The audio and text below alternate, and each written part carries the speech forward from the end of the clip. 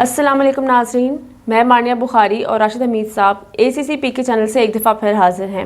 मौजूदा हुकूमतों का टैक्सेस पर बहुत ज़ोर रहा है, उनको जमा करवाने पर बहुत ज़्यादा फोकस है। इसके लिए नैब ने भी बहुत ज़्यादा सरगर्म अमल अपनी सरगर्मियाँ दिखाई हैं और इसके लिए टैक्स रिटर्न फाइल करने की डेट एक्सटेंड करने की भी दरख्वास्तें जमा की गई हैं। तो हम इस बारे में पूछेंगे कि राशिद हमीद साहब से कि जो टैक्स रिटर्न की डेट जो है एक्सटेंड की गई हैं, इसका मतलब ये है कि लोग रिटर्न फाइल करने में इंटरेस्टेड हैं और जमा हो रहे हैं टैक्सेस। जी सर।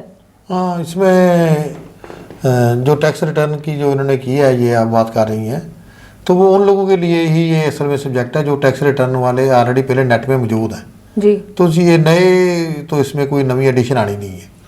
तो ये सिर्फ एक्सटेंशन जो है ये उनके लिए हो, बाकी तो नेक्स्ट ईयर जो होंगे वो अपने टाइम के ऊपर आएगा उनका, कि वो अगर जो नए आएंगे वो लोग तो वो जून में कमिंग में फिर करेंगे।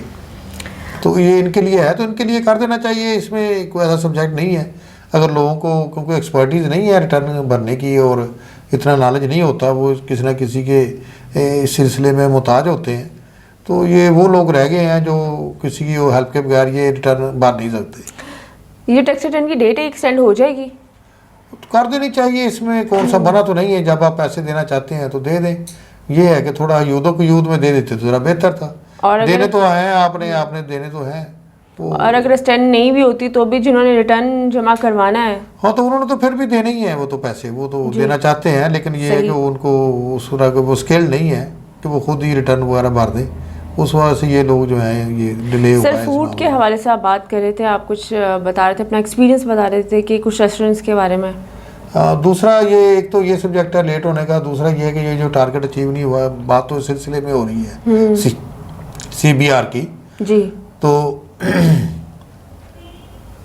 ये जो आप दूसरी बात कर रही हैं, इसमें तो ये है ना कि ये तो लोग वो हैं जो टैक्स नेट में नहीं है या ये टैक्स वालों से फ्रॉड कर रहे हैं मिलके। जी। इसमें एक ऐसे मुझे जाना हो गया, ये ग्वाल मंडी में एक रेस्टोरेंट है, उसका मशहूरी भी नहीं करनी चाहिए और कोई ऐसा मैं तो नहीं चाहता कि उनका नाम आए हमारे किसी प्रोग्राम में। तो ये बेशर्म लोग हैं, इनका तो कहते हैं ठीक है जी, अगर हमारा नाम कहीं जिस सिलसिले में भी आया है हमारी मशहूरी तो हो गई है ना, 4 कस्टमर और कोई बेवकूफ़ होंगे वो आ जाएंगे।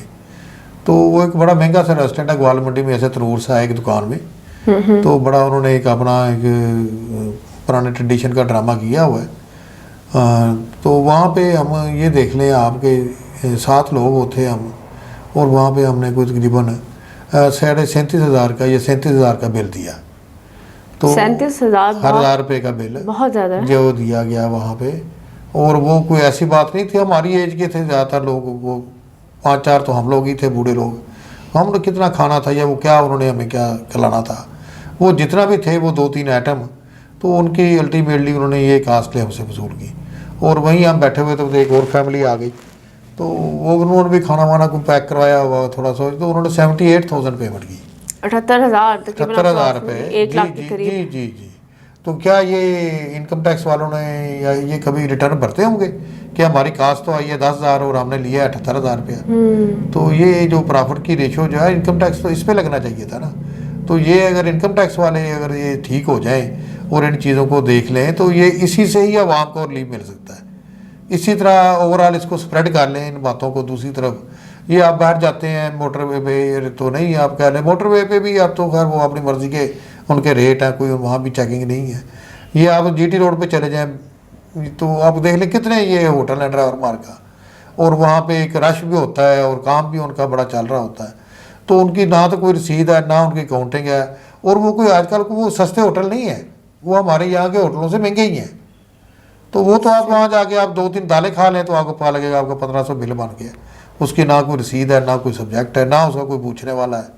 तो आप ये नहीं कर सकते, आप तो शहरों से क्या नेट इकट्ठा करना है, ये रोड्स के ऊपर तो आप ध्यान कर लें। तो ये जो क्योंकि स्टाफ जो है हमारा हुकूमती जो हमने अवाम ने भर्ती की हुई है ये मुलाजमीन की शक्ल में, तो वो अपना क्योंकि वो काम नहीं करते। हर लेवल पर हर स्टेज के लिए एक टैक्स रिटर्न की या उसकी रेशियो डिफाइन होनी चाहिए। और फूड के भी एक मतलब एक रेट हो कि आप इस तरह से इतने तक लेकर उसकी प्राइस रख सकते हैं। उसमें उनको प्रैक्टिकल एक्सपीरियंस नहीं है ना, तो वो जाएं खुद जाके चेक करें, वहाँ खाएं और देखें, उनसे पूछें ये जनाब कास्ट कैसे आपने लगाई। लेकिन ये पॉसिबल है कि क्या है? ये पॉसिबल है कि हर स्टेज पर हर लेवल के फूड के लिए आप कोई आप रेशियो डिसाइड करें टैक्स की भी और उनकी फूड रिटर्न्स की भी? ये देखिए, पॉसिबल हो सकता है? बात यह है कि जब हमारे प्राइम मिनिस्टर साहब ने एक ही काम करना होता है, जो हेड होता है उसने सिर्फ लॉ इन्फोर्स करना होता है। लॉ इन्फोर्समेंट के बाद आपने देखना होता है कि कौन सा आपको सूट कर रहा है लॉ इस सर्कमस्टांसेस में और कौन नहीं कर रहा, फिर वो आप असेंबली के या उस तरह के काम करते हैं। अब लॉ इन्फोर्स तो ऑलरेडी आपने उसमें तो आपने कुछ नहीं करना, उसने तो आपने सिर्फ सुपरवाइज करना है कि कोई बंदा अपना काम कर रहा है कि नहीं कर रहा।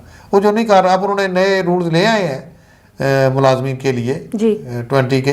अच्छा, तो उसमें यह है कि थोड़ा ये इनपावर हो गए हैं कि इनको मुलाजमीन को फ़र्क किया जा सके। तो अगर ये कुछ थोड़ा सा इस तरह का करेंगे तो हर चीज़ डिसिप्लिन हो जाएगी, रिटर्न भी बढ़ जाएंगे, आवाम को भी फैसिलिटेट हो जाएगी कुछ ना कुछ। तो सही ये इस तरह का सिस्टम है, बात इन्फोर्समेंट की है सारी। तो ये इसी तरह ये इनकम टैक्स वाले देखे ना, CBR तो सबसे बड़ा करप्ट अदारा तो CBR है। अब वैसे तो हर एक जिसकी तरफ जाएंगे तो कहेंगे वो ये तो उससे भी बड़ा करप्शन है, वो किसी और तरफ जाएंगे कहेंगे जनाब इनसे बड़ी तो करप्शन करता ही कोई नहीं है। वो तो अब जिस इदारे की तरफ जाएंगे वो आपको यही नज़र आएगा। मतलब फील्ड कोई भी हो, अब कोई भी इदारा है, बड़े सेटअप जो को देखकर तो चलो डिफाइन करते हैं कि हाँ ये टैक्सेस हैं या ये इनके रूल्स और रेगुलेशन है, लेकिन कुछ लोग होते हैं जो लोकल लेवल पे काम करें लेकिन उनकी इनकम बहुत ज़्यादा है, इनकम उनसे भी ज़्यादा है, उस पर उसका कोई चेक एंड बैलेंस नहीं है बेसिकली, कोई जिस पर उस पर टैक्स वगैरह जो है रिटर्न, इसी वजह से हमारी जो रिटर्न्स और हमारी जो रेशियो है वो कम हो रही है। हाँ, तो ये कॉम्प्रोमाइज गवर्नमेंट ने किया है कि जो आप भेजते हैं हम उसको एक्सेप्ट कर लेंगे। तो वो आवाम को कहते हैं हमने रिलीफ देना है, आवाम को रिलीफ कैसे आएगा, थोड़ा इस तरफ भी ध्यान किया जाएगा तो कुछ ना कुछ सिस्टम डिसिप्लिन होगा ना। ये इस तरह का है सिस्टम, देखिए अल्लाह मालिक है इनका। जी नाज़रीन, ये राशिद हमीद साहब ने आज हमसे अपना एक एक्सपीरियंस शेयर किया है। ऐसे बहुत सारे छोटे लेवल के कारोबार हैं जिन पर कोई रेशियो डिफ़ाइन नहीं की गई टैक्स रिटर्न की। टैक्स रिटर्न की डेट के हवाले से है बात चल रही है कि एक्सटेंड की जाएगी, और हमें लगता है इस बारे में यही राय है कि एक्सटेंड हो जाएगी। अगर नहीं भी होगी तो जिन्होंने रिटर्न जमा करवाने हैं वो तो रिटर्न जमा करवाएंगे ही, लेकिन टैक्स की रिटर्न की हालत को बेहतर करने के लिए कुछ चीज़ों के रूल्स जो हैं वो थोड़े हमें चेंज करने होंगे, और इसके बारे में गवर्नमेंट ज़रूर काम करेगी। और इसके साथ ही मुझे मानिया बुखारी को और राशिद हमीद साहब को इजाज़त दीजिए। हम एक दफ़ा फिर हाज़िर होंगे किसी नए टॉपिक के साथ। अल्लाह हाफ़िज़। अच्छा जी, खुदा हाफ़िज़।